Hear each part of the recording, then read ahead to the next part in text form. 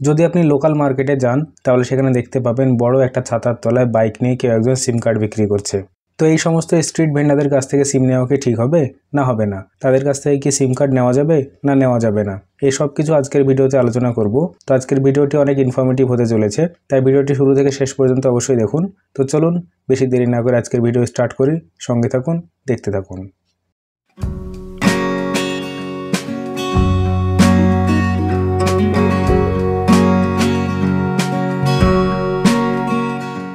এবার দেখুন, অনেক জায়গায় এরকম হয়, স্পেশালি আমার আশেপাশের কোনো পার্টিকুলার এমন কোনো দোকান নেই যারা শুধুমাত্র সিম কার্ড বিক্রি করে। সেটা এই কারণে যে আজকের দিনে সিম কার্ড বিক্রি করে ততটা মার্জিন নেই।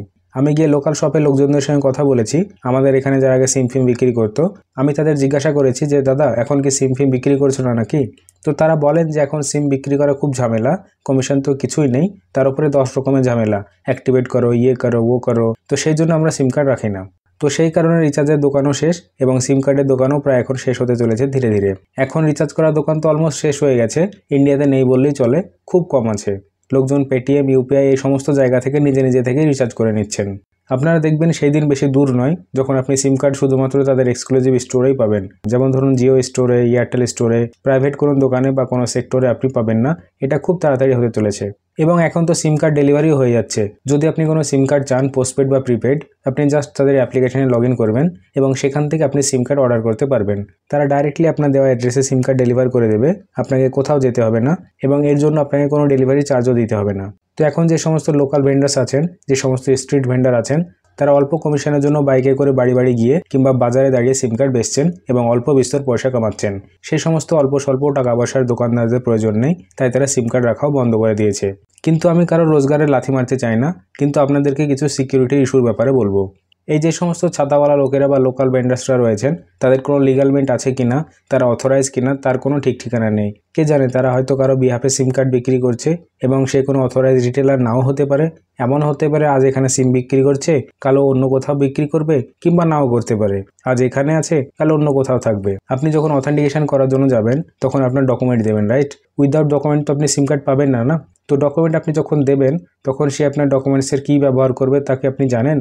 আপনি আধার অথেন্টিকেশন করছেন, অনেক লোক জানেই না যে তাদের অথেন্টিকেশন কিসের জন্য করা হচ্ছে, কোন কাজের জন্য করা হচ্ছে। একবার ফিঙ্গারপ্রিন্ট লাগানোর পর অথেন্টিকেশন হয়ে যায়, সিম রেজিস্টার হয়ে যায়, কিন্তু তারা আবার বলে যে সঠিকভাবে হয়নি, আমি আবার করছি, আপনি আবার আঙুলের ছাপ দিন। এমনটা 2016-17তে বেশিরভাগ দেখা যেত, এখনও দেখা যাচ্ছে। প্রথমে যে সিম কার্ডটি আপনার নামে রেজিস্টার হয়ে গিয়েছিল, সেই সিম কার্ডটি অন্য কোনো কাস্টমারকে উইদাউট ডকুমেন্টসে বেশি দামে বিক্রি করে দিত। এখন বন্ধ হয়ে গিয়েছে, কিন্তু তখন পাওয়া যেত। কিভাবে পাওয়া যেত? তখনও আধার থেকে কিন্তু অথেন্টিকেশন করা হতো এবং এই যে সমস্ত রিটেলার বা দোকানদাররা থাকতো তারা ডুপ্লিসিটি করতো। যারা যে সমস্ত কাস্টমাররা এসব ব্যাপারে বেশি কিছু জানতো না, তাদের 2-3 বার করে আঙুলের ছাপ লাগিয়ে তাদের আধার মেশিনের সাহায্যে অথেন্টিকেশন করিয়ে নিত এবং তাদের নামে 2-3টে সিম বের করে নিত এবং সেই সমস্ত সিমগুলো পরে বেশি দামে অন্য কাউকে বিক্রি করে দিত।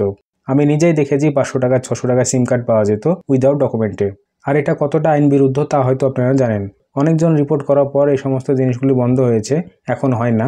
কিন্তু তবুও আধার অথেন্টিকেশন করে আপনিও সরকারি কাগজপত্র বা কোনো কিছু অথেন্টিকেশন করাতে পারবেন, আপনার নামে নিতে পারবেন। আপনারাই বলুন, এইভাবে কি কারোর ওপর বিশ্বাস করা যায়, যার কোনো স্থায়ী দোকান নেই, আজ এখানে আছে কাল নেই, যার কোনো আইডেন্টিফিকেশন নেই? আপনারাই বলুন, এটা কি রিস্কি ব্যাপার নয়?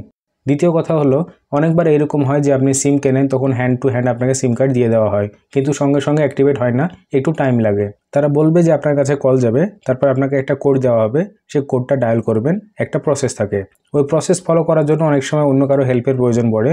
এবার যেহেতু আপনার সিম কার্ড অ্যাক্টিভেট হয়নি, তো আপনি কল কীভাবে করবেন? আপনার কাছে একটাই সিম কার্ড আছে, তাও সেই কোম্পানির। তো এই ক্ষেত্রে যদি কোনো স্থায়ী স্টোর থাকে তাহলে আপনি গিয়ে তাদের কাছে সাহায্য নিতে পারেন, তাদের সঙ্গে কথা বলতে পারেন যে ভাই আমার সিম কার্ড তো এখন অ্যাক্টিভেট হয়নি, আমাকে হেল্প করুন। তো তারা হেল্প করবে। কিন্তু এই যে রিটেলার আছেন যারা বাইকে ছাতা নিয়ে ঘোরে, তাদেরকে তো আপনি পাবেন না, তাহলে আপনার সিম কীভাবে অ্যাক্টিভেট করবেন? এটাও তো একটা প্রবলেম, তাই না?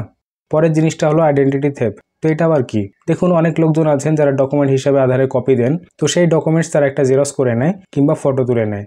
তারপর ডকুমেন্ট হিসাবে আপনার পাসপোর্ট ফটোকপিও দিতে হয়, পেছনে সাদা পর্দা লাগিয়ে তারা একটি ছবি তুলে নেয় এবং আপনার ডকুমেন্টসগুলি নিয়ে নেয় এবং আপনাকে সিম কার্ড অ্যাক্টিভেট করে দিয়ে দেয়।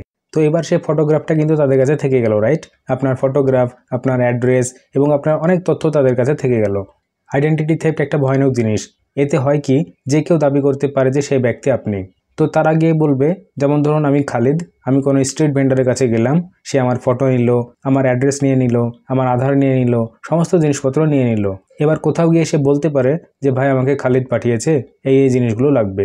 তারা খালিদের সিগনেচার চাইবে, তারা বলবে এই নিন খালিদের ফটো, এই নিন অ্যাড্রেস, এই নিন। তাদের কাছে সমস্ত ডকুমেন্টস থাকার কারণে তারা ভাববে যে হ্যাঁ সত্যি সত্যি খালিদকে পাঠিয়েছে। তো আমার বিহাফে যে কোনো জিনিস নেওয়া যেতে পারে, কোনো সরকারি স্কিম রেজিস্টার করা যেতে পারে, কোনো কম্পেনসেশন নেওয়া হতে পারে, আরও অনেক কিছু। তাই গভীর দুঃখের সঙ্গে বলতে হচ্ছে এতে তাদের অনেক ক্ষতি হতে পারে, কিন্তু হ্যাঁ আপনার সেফটি এবং সিকিউরিটিও তো অত্যন্ত জরুরি। তাই ওইসব লোকাল ভেন্ডর কিংবা স্ট্রিট ভেন্ডরদের কাছ থেকে আপনারা সিম নেওয়া থেকে বিরত থাকুন, নেবেন না।